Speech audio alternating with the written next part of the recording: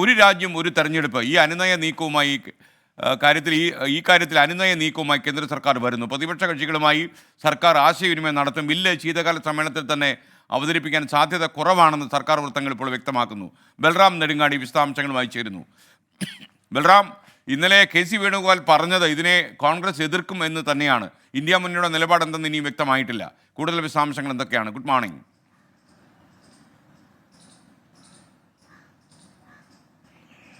Good morning SKN. കഴിഞ്ഞ ദിവസം ഈ കേന്ദ്രമന്ത്രിസഭാ തീരുമാനങ്ങൾ കേന്ദ്രമന്ത്രി അശ്വിനി വൈഷ്ണവ് വിശദീകരിച്ച ഉടൻ തന്നെ കോൺഗ്രസിന്റെ പ്രതികരണം ഇക്കാര്യത്തിൽ വന്നു. ബില്ലിനെ എതിർക്കും, അത് ബില്ലായി പാർലമെന്റിൽ എത്തുമ്പോൾ എതിർക്കും, പുറത്തും ശക്തമായ പ്രതിഷേധം തീർക്കും എന്നാണ് KC വേണുഗോപാലും കോൺഗ്രസ് അധ്യക്ഷൻ മല്ലികാർജ്ജുൻ ഖർഗെയും വ്യക്തമാക്കിയത്. അതേസമയം സർക്കാരിനെ സംബന്ധിച്ചിടത്തോളം ഇതിൽ കടുംപിടുത്തമില്ല എന്നാണ് സർക്കാർ വൃത്തങ്ങൾ അറിയിക്കുന്നത്. സമവായത്തോടെ മാത്രമേ ഈ ബില്ല് പാർലമെന്റിലേക്ക് കൊണ്ടുവരികയുള്ളൂ. അതുകൊണ്ട് തന്നെ ശീതകാല സമ്മേളനത്തിൽ തന്നെ ബില്ല് അവതരിപ്പിക്കണമെന്ന യാതൊരു നിർബന്ധവും സർക്കാരിനില്ല. സർക്കാരിന് മുന്നിൽ സമ്മർദ്ദമോ അത്തരത്തിലുള്ള സമയക്രമം സംബന്ധിച്ചുള്ള എന്തെങ്കിലും മുൻ തീരുമാനങ്ങളോ മുന്നിലില്ല എന്നാണ് സർക്കാർ വൃത്തങ്ങൾ അറിയിക്കുന്നത്. മറ്റ് പ്രതിപക്ഷ പാർട്ടികളുമായി ചർച്ച നടത്തി അവരുടെ എല്ലാം തന്നെ അഭിപ്രായങ്ങൾ സ്വരൂപിച്ച ശേഷം മാത്രമായിരിക്കും ഈ ബില്ല് പാർലമെന്റിൽ കൊണ്ടുവരിക. അതിനായുള്ള ശ്രമങ്ങൾ ഉണ്ടാകും.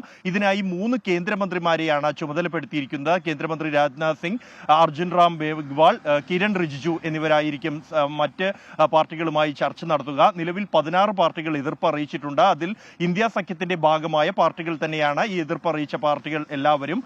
മറ്റ് കോൺഗ്രസ് ഒഴികെയുള്ള മറ്റ് പ്രതിപക്ഷ പാർട്ടികളുടെ ഇതിലേക്ക് കൊണ്ടുവരാനുള്ള ശ്രമമായിരിക്കും ഉണ്ടാവുക. DMK, തൃണമൂൽ കോൺഗ്രസ് തുടങ്ങിയ പാർട്ടികളുമായി സംസാരിക്കും. പ്രധാനമായും ഈ ആശയം കൊണ്ടുവരണം എങ്കിൽ 14ഓളം ഭേദഗതികൾ ആവശ്യമായിട്ടുണ്ട്. അതിൽ 3/2 ഭൂരിപക്ഷത്തിന്റെ ആവശ്യം സർക്കാരിന് ഉണ്ട്. ഈ ഒരു പശ്ചാത്തലത്തിലാണ് പ്രതിപക്ഷത്തിന്റെ സമവായം കൊണ്ടുവരാൻ സർക്കാർ ശ്രമിക്കുന്നത്. കഴിഞ്ഞ ദിവസം ഇക്കാര്യം വിശദീകരിച്ച ഘട്ടത്തിൽ തന്നെ എല്ലാവരുടെയും സമവായത്തോടു കൂടി മാത്രമേ ബില്ല് കൊണ്ടുവരൂ എന്ന് കേന്ദ്രമന്ത്രി അശ്വിനി വൈഷ്ണവ് വ്യക്തമാക്കിയിരുന്നു. ഇനിയുള്ള ശ്രമങ്ങൾ അതിന് തുടർന്ന് ഈ സമവായത്തിന് വേണ്ടിയുള്ള നീക്കങ്ങളായിരിക്കും ഉണ്ടാകുക. നേരത്തെ പല ബില്ലുകളും അവതരിപ്പിച്ചതുപോലെ തന്നെ പ്രതിപക്ഷത്തെ അവഗണിച്ചുകൊണ്ട് ഈ ഒരു രാജ്യം ഒരു തെരഞ്ഞെടുപ്പ് ബില്ല് കൊണ്ടുവരില്ല എന്ന് തന്നെയാണ് ഇതോടെ വ്യക്തമാകുന്നത്. SKN.